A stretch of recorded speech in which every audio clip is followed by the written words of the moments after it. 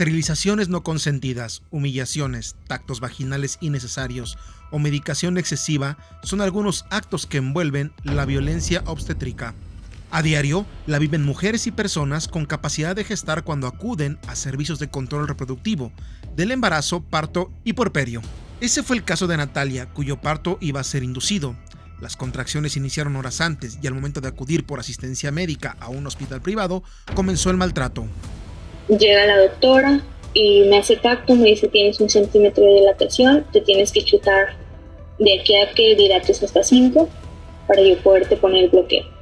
Se empiezan a intensificar las contracciones y después, cuando hablo con mi esposo, me entero que la doctora le dijo: habla con tu esposa porque está exagerando, o sea, está fingiendo, no es para tanto.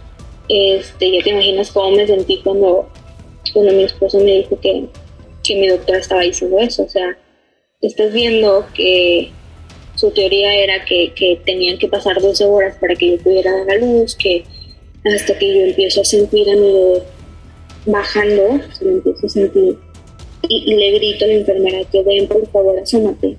Y es cuando la enfermera me dice: no, hija, o sea, me dice, no estoy pariendo, te estoy haciendo popó. Y yo: por favor, asómate, lo estoy sintiendo, la bebé está saliendo. Entonces me empiezan a llegar, emparejan las canillas, la bebé me da una contracción, la bebé empieza a salir, y la enfermera me dice: no toques, me agarro la otra rodilla y me descuento. Y después me piden que coopere, o sea, como no había personal, querían que yo ayudara. El Grupo de Información en Reproducción Elegida, GIRE, considera que este tipo de violencia se caracteriza por cualquier acción u omisión de parte del Sistema Nacional de Salud que genera consecuencias a nivel físico, emocional y psicológico. Esta relación desigual entre médico y paciente, ¿no? Y justo como se ha normalizado tanto estas pues hechos o situaciones que se traducen en violencia obstétrica, pues justo son los médicos quienes de pronto pareciera que son quienes saben qué es lo mejor para las mujeres, ¿no? Y son quienes deciden. Sin embargo, es muy importante que haya una comunicación médica-paciente para conocer también cuáles son las necesidades en ese momento. Según los últimos datos de la Encuesta Nacional sobre las Dinámicas de las Relaciones en los Hogares de 2016, en un periodo de 5 años, 33.4% de personas que estuvieron en un parto sufrió al menos un tipo de maltrato. Regaños, retrasos en la atención y omisión de información fueron las acciones que más identificaron al momento de ser atendidas.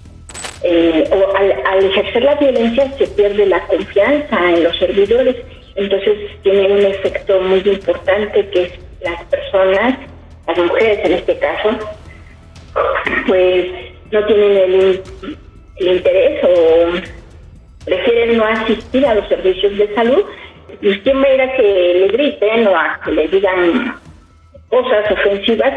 Entonces no voy o me espero hasta el último momento para acudir a los servicios de salud, y entonces esto trae como consecuencia, por supuesto, la desmotivación, se pierde la confianza, pero tiene impacto en el estado de salud de la madre y del recién nacido.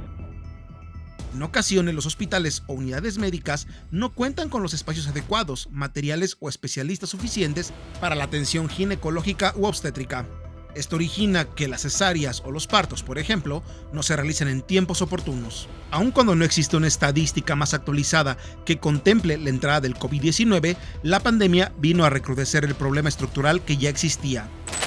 Por ejemplo, estamos hablando desde la reconversión de hospitales. Al inicio de la pandemia, esto generó un gran problema porque como se reconvirtieron la mayoría de los hospitales, cuando las mujeres acudían a solicitar la atención, no las atendían, les negaban la atención y las mandaban a otro hospital. También hay como una violencia estructural en las escuelas, donde aprendemos médicos y enfermeras, de tal manera que esa violencia pues se replica en otros espacios. Las condiciones laborales es un factor determinante para que no se den las mejores formas para la atención, ¿no? La Ley General de Acceso de las Mujeres a una Vida Libre de Violencia contempla la violencia obstétrica. Además, los códigos penales de Veracruz, Guerrero, Chiapas, Estado de México, Quintana Roo, Aguascalientes y Yucatán hacen referencia sobre esta. En Gire, desde enero de 2010 a julio de 2021, han acompañado a 57 mujeres que pidieron ayuda por violencia obstétrica en centros de salud pública, de los cuales solo 14 casos han obtenido una sentencia o resolución y están en proceso de reparación del daño. Excelsior documentó que entre 2010 y 2020 se recibieron 2.497 quejas por hechos relacionados con violencia obstétrica ante la Comisión Nacional de Derechos Humanos. A nivel federal, las instituciones de salud pública reportaron 7.431 quejas administrativas por el mismo concepto y a nivel local se presentaron 729 quejas.